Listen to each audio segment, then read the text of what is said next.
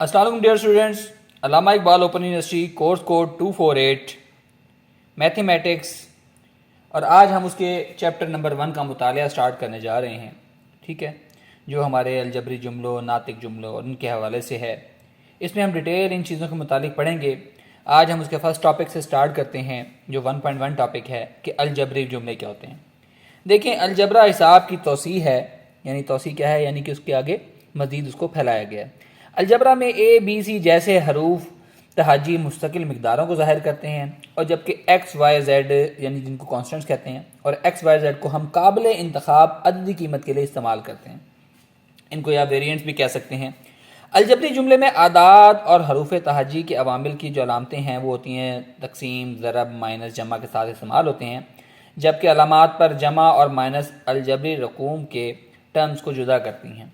ये चीज़ समझाने के लिए मैं आपको इस मिसाल पर लेके जाता हूँ कि देखें, जैसे ये हमारे पास ए एक्स जमा बी वाई, अब ये दो रकमों पर मुश्तमिल एक रकम है जो कि जमा से सेपरेट हुए हुए हैं।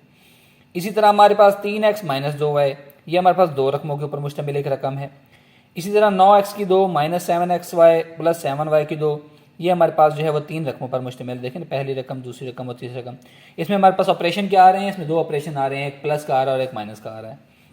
इसी तरह हमारे पास क्या है, एक रकम पर मुश्तमिल 5xy, अब इसमें क्या आ रहा है, इसमें ज़रब के अवामिल आ रहे हैं, लेकिन ये सिर्फ एक ही रकम है।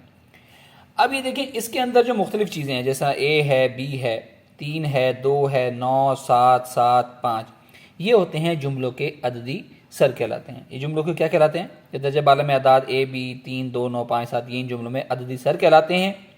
जबकि हमारे पास एक्स और वाई जो हैं, ये एक्स और वाई ये मुतग़य्यरात कहलाते हैं। ठीक है डियर स्टूडेंट्स, तो ये अलजबरी जुमले की हमारे पास तरतीब हो गई कि कैसे ये बनता है। अब हम उसकी नेक्स्ट अगली बात के ऊपर आते हैं कि अलजबरी जुमले हमारे पास जो है वो अलजबरी जुमले हमारे पास के हवाले से आते हैं कि कितने इकसाम के होते हैं। कि एक अलजबरी जुमला जो होता है वो हमारे पास तीन के तरह का होता है। एक होता है कसीर रकमी, जिसको इंग्लिश में कहते हैं पॉलिनोमियल। एक होता है नातिक जुमला, जिसको कहते हैं रैशनल। और एक होता है गैर नातिक जुमला, जिसको कहते हैं इर्रेशनल। ठीक हो गया। इनके आगे मैं आपको बताऊंगा डिटेल कि कैसे नातिक क्या होता है, गैर नातिक क्या होता है और कसीर रकमी क्या होता है। कसीर रकमी तो बिल्कुल सिंपल है कि एक्स अगर हमारे पास एक मुतग़य्यर हो और एन इसका दर्जा एन हो तो हम उसको लिख सकते हैं, यानी पी एक्स आपके पास कोई भी फंक्शन है तो ए एन एक्स की power N, A N minus 1 x की power N minus 1, A N minus 2 x की पावर एन माइनस 2। ये सिलसिला चलता जा रहा है और कहाँ तक आ रहा है, ए की पावर 0 तक। यानी एक्चुअली क्या है, ये 0 से स्टार्ट हुआ, ए 0 से स्टार्ट हुआ और ए एन तक चला गया। ठीक है, जबकि n एक गैर मनफी अदद है और a0, a1, a2, a3 ये गैर, ये जो है वो हकीकी अदाद हैं, और जबकि ये an जो है वो 0 के बराबर नहीं होने चाहिए। चूँकि मुतग़य्यर x का सबसे बड़ा क़ुव्वत नुमा n है, लिहाजा इस कसीर रकमी का दर्जा n है। यानी कि इससे आपके पास इस कसीर रकमी का दर्जा क्या बनेगा, n बन जाएगा। मैं आपकी आसानी के लिए यहाँ बताता चलूँ कि अगर हमारे पास x की पावर 2 हो तो ये हमारे पास कसीर रकमी का दर्जा क्या होगा, 2 होगा। तो वहाँ पर n है, यहाँ पर ये देखें ना, ये n है तो n है, और अगर 2 है तो यहाँ पर 2 होगा। ठीक है डियर स्टूडेंट्स, ये हमारे पास आपको मैंने कसीर रकमी जुमले के हवाले से बताया। अब हम आते हैं नातिक जुमले क्या होते हैं बेसिकली। ठीक हो गया। नातिक जुमले क्या हैं, हम जानते हैं कि p बटा q की तर्ज के अदद का जिसमें q जो है वो 0 के बराबर ना हो, नातिक अदद कहलाता है। यानी वो रकम, वो जुमला जिसको हम p बटा q की शक्ल में लिख सकें, बटा की शक्ल में लिख सकें, वो हमारे पास नातिक अदद कहलाता है। ये नातिक अदद है। और इसी तरह नातिक जुमले आ जाएंगे जिनको पी बटा क्यू की शक्ल में लिखा जा सके। इसमें शर्त यह है कि जो नीचे वाली रकम है वो कभी 0 नहीं होनी चाहिए। उसकी वजह क्या है कि अगर किसी नीचे चीज़ की नीचे 0 से तकसीम हो रहा हो तो वो अनडिफाइंड, इसको इन्फिनिटी कहते हैं, अनडिफाइंड रकम इसकी आ जाती है। यानी इसकी अभी तक कोई डेफिनेशन मैथ के अंदर नहीं है, आप कैलकुलेटर के ऊपर भी इसको ट्राई कर सकते हैं। ठीक है डियर स्टूडेंट्स, चलें अब मैं आपको बताता हूँ कि अभी हम जिक्र कर रहे थे नातिक अदद का, पहले जिक्र किया, अब नातिक जुमले पर आ जाते हैं। तो नातिक जुमला क्या होता है, वो p बटा एक्स बटा क्यू बटा एक्स की तर्ज में लिखा गया हुआ एक जुमला होता है जिसमें क्यू एक्स जो है वो 0 के बराबर नहीं होता, जबकि पी एक्स और क्यू एक्स जो है वो एक्स कसीर रकमियाँ होती हैं, और ये एक नातिक जुमला कहलाता है। ठीक हो गया। अब उसकी मिसालें उसने नीचे दे रखी हैं, कैसे एक्स की ताकत 2 बटा 1, एक्स की ताकत 2 जमा 1 बटा एक्स की ताकत 3 जमा एक्स की ताकत 2 जमा 3। देखिए, ऊपर भी एक्स की रकमें हैं, मुतग़य्यर रकमें हैं, नीचे भी एक्स की रकमें हैं। तो ये एक नातिक जुमला है क्योंकि इसमें वेरिएबल्स ऊपर भी मौजूद हैं और नीचे भी मौजूद हैं। एक्स की ताकत 3 जमा 8 बटा एक्स जमा 1, ये भी हमारे पास नातिक जुमला है। 2x की 2 जमा 3x जमा 3, एक्स की 2 जमा एक्स जमा 2, एक्स जमा 1 बटा एक्स की 2 जमा 2x जमा 3। ये सारे हमारे पास नातिक जुमले हैं। किस वजह से? क्योंकि इनको हमने पी बटा क्यू की शक्ल में लिखा गया है, इसलिए हमारे पास नातिक जुमले हैं। नातिक जुमले कहलाते हैं ये सारे के सारे नातिक जुमले नातिक अदाद की तरह जमा, तफरीक, ज़रब और तकसीम किए जा सकते हैं। यानी कि इन जुमलों को अगर आपने अपने ज़रब देनी हो, तकसीम देनी हो, या आपने इनको जमा या माइनस करना हो, तो आप जिस तरह आम अदाद को करते हैं उसी तरह स्पेसिफिक रूल्स के तहत इनको आप ज़रब, तकसीम और जमा कर सकते हैं। यही इस चैप्टर की बुनियाद है जो कि आगे हम जाएंगे और आगे जाकर इनको हम सॉल्व करेंगे कि कैसे ये इनको हम जमा तफरीक कर सकते हैं।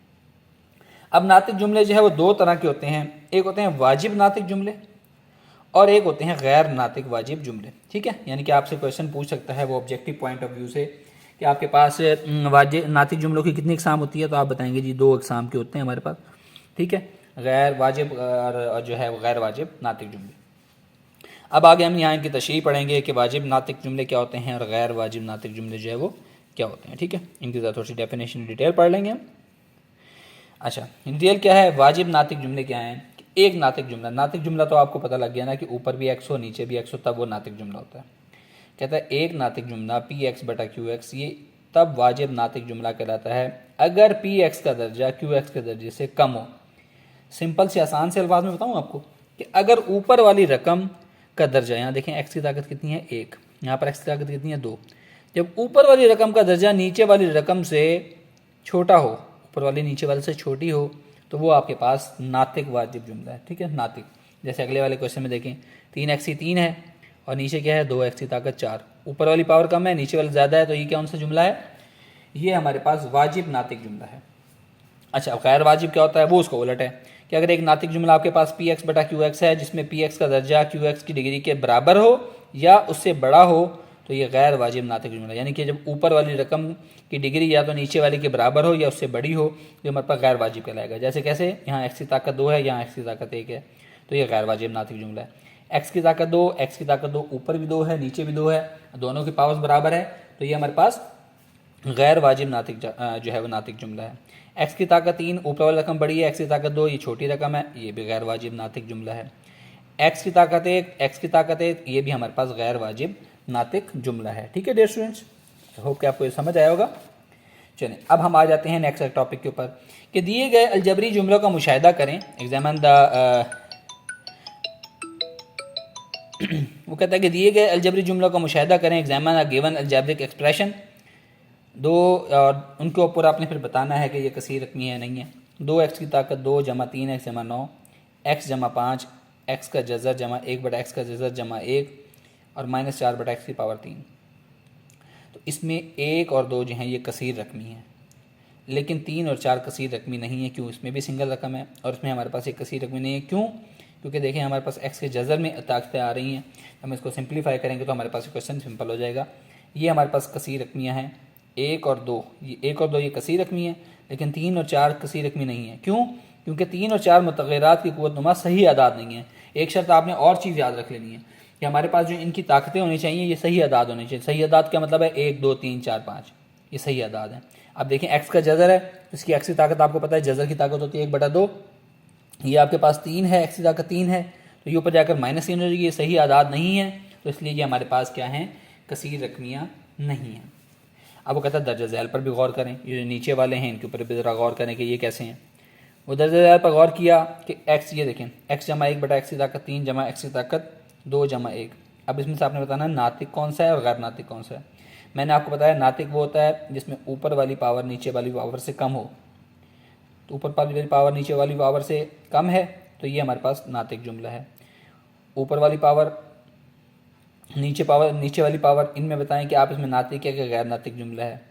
इसी तरह आप इसमें बताएं और इसमें बताएं। यहाँ पर उसने बता दिया आपकी डिटेल, 1 और 2 नातिक जुमले हैं, लेकिन 3 4 और 5 नातिक जुमले नहीं हैं क्योंकि मुतग़य्यरात के क़ुव्वत नुमा सही आदाद हैं। ठीक हो गया।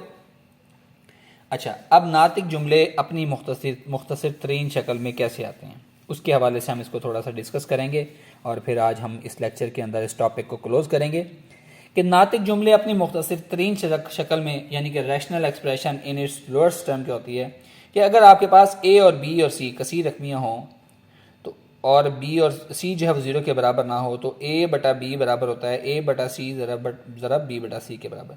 यानी क्या मतलब है, सी को आप दोनों तरफ ज़रब दे दें और तकसीम भी कर दें, यानी एक तरफ आप ज़रब भी दे दें और इसी से तकसीम कर दें, या दोनों तरफ ज़रब दे दें, सिंपल आसान मकसद ही होता है। यानी ए बटा बी है तो इसको सी से इधर भी तकसीम कर दिया, इधर भी तकसीम ज़रब दे दिया, इधर भी ज़रब दे दिया, जो कि कसूर का बुनियादी कानून कहलाता है। इस असूल को नातिक जुमलों को मुख्तसर तरीन शक्ल में तब्दील करने के लिए इस्तेमाल किया जाता है। एक ऐसा नातिक जुमला जिसके शुमार के अंदर मखरज में एक और मनफी एक का कोई जुज़ मुशरिक ना हो तो अपनी मुख्तसर तरीन शक्ल में कहलाता है। ये जानने के लिए कि जो दिए हुए जुमले में अपनी मुख्तसर शक्ल कोई है या नहीं है, इसके लिए हम जो है वो नेक्स्ट लेक्चर के अंदर जाएंगे और वहाँ पर आपको मिसालों से एक्सप्लेन करेंगे कि देखेंगे कि ये जो नेक्स्ट जुमले आ रहे हैं मुख्तसर तरीन शक्ल के अंदर हैं या नहीं हैं। इससे आपको क्लियर होगा कि जुमलों की मुख्तसर तरीन शक्ल जो है वो क्या होती है। तो आई होप के डियर स्टूडेंट्स, ये हमने 248 जो है स्टार्ट किया है, ये अल्लामा इकबाल ओपन यूनिवर्सिटी के स्टूडेंट्स के लिए भी है और जो हमारे जर्नल मैथ के स्टूडेंट हैं उनके लिए भी है। ठीक है, journal math Punjab text book board जो है उसमें जो जर्नल यानी कि आर्ट्स के स्टूडेंट होते हैं उनके लिए भी ये मैथ के चैप्टर सेम हैं। तो आई होप के दोनों स्टूडेंट्स इससे फ़ायदा उठाएंगे। और अगर आपको इसमें किसी भी किस्म की क्यूरी कोई सवाल का सामना हो तो आप मुझे कमेंट सेक्शन में जाकर मैसेज कर सकते हैं।